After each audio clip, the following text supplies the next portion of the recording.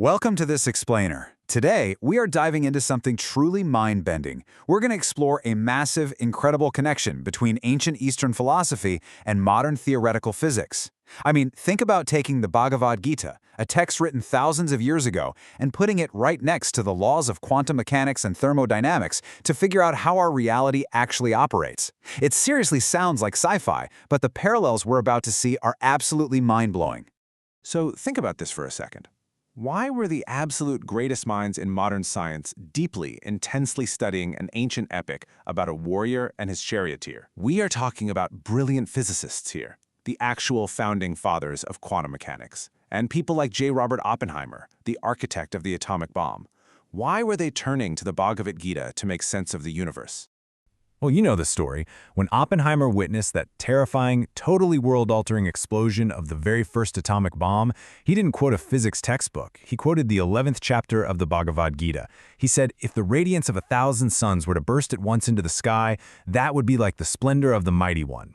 He realized right then and there that these ancient texts were describing the exact same underlying cosmic laws and infinite energies that modern physics was just beginning to unlock in the lab.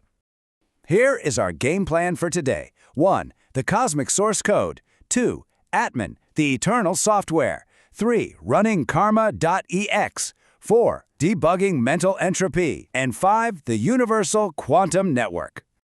Okay, Section 1, the cosmic source code. But start with Chapter 10 of the Gita, which is known as Vibhuti Yoga.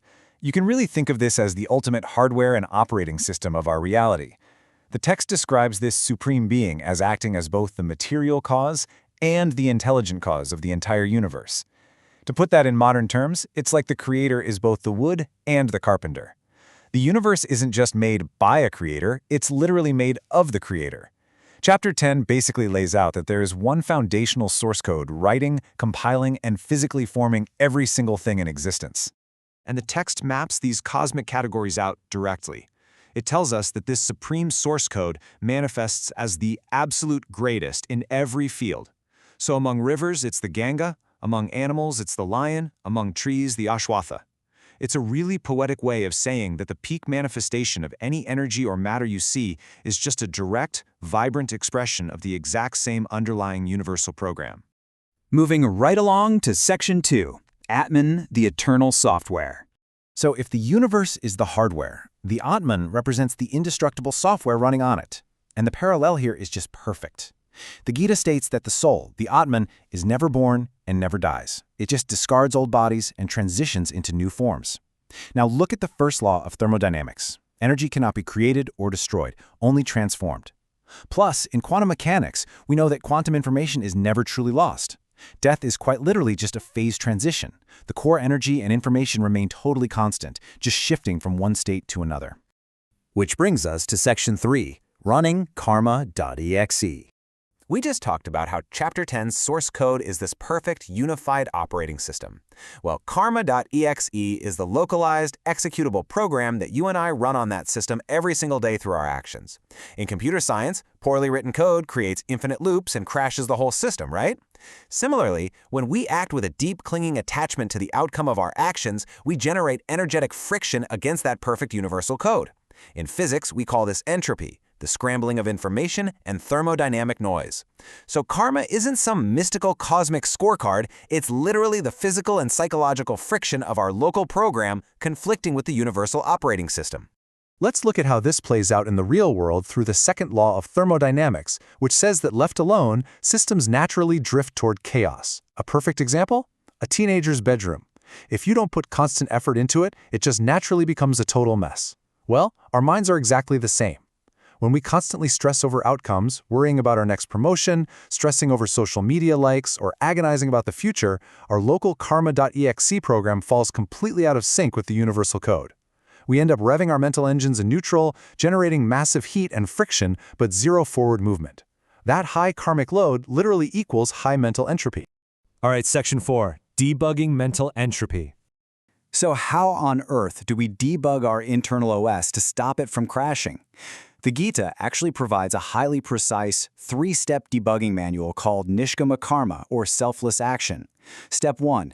Accept that all energy transforms. Impermanence is just the law of the system. Step 2. Perform your duties selflessly, completely focusing on the action itself. And Step 3. Surrender the outcome. By letting go of the result, you eliminate the energetic friction and drastically reduce your mental chaos. You do the work, you hit send on the project, and you move on, without sitting there nervously waiting for the applause. And when you eliminate that friction, you reach what the Gita calls samatavvam, which means equanimity. In physics, the exact equivalent of this is thermal equilibrium. Imagine a really high-quality thermos. You pour boiling hot coffee into it, and even if you step outside into a freezing blizzard, the inside of that thermos remains completely stable. Reaching equanimity acts exactly like building a perfect mental thermos. You stay stabilized at a uniform internal temperature, totally unaffected by the external chaos going on around you. Finally, Section 5, the Universal Quantum Network. Let's zoom out from our individual, localized systems for a second and see how all of these programs connect universally. Looking back at Chapter 10, the Gita recognized this single, unified whole where all beings, all planets, all elements are intimately woven together. The text explicitly asserts that God is the self seated in the hearts of all creatures. Long before humanity had the complex math to prove any of this ancient framework was describing a deeply interconnected universal consciousness. And modern science actually calls this phenomenon quantum entanglement. It's this mind-bending reality where particles stay so deeply connected that the state of one instantly influences the other, no matter how vast the physical distance is between them. Albert Einstein famously called this spooky action at a distance. It basically proves that our universe isn't just isolated chunks of matter floating around. It is a deeply connected, non-linear network, which is exactly how the source code of the Gita described it millennia ago. So, I want to leave you with a final thought to ponder. The next time you feel your internal system crashing or your mental entropy rising, we are all bound by these unbreakable laws of energy, right?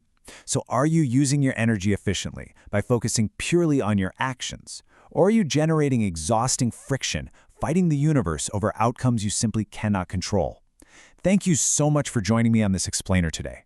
I really hope this gives you a completely fresh, powerful way to view your mind, your energy, and the fundamental code of our reality.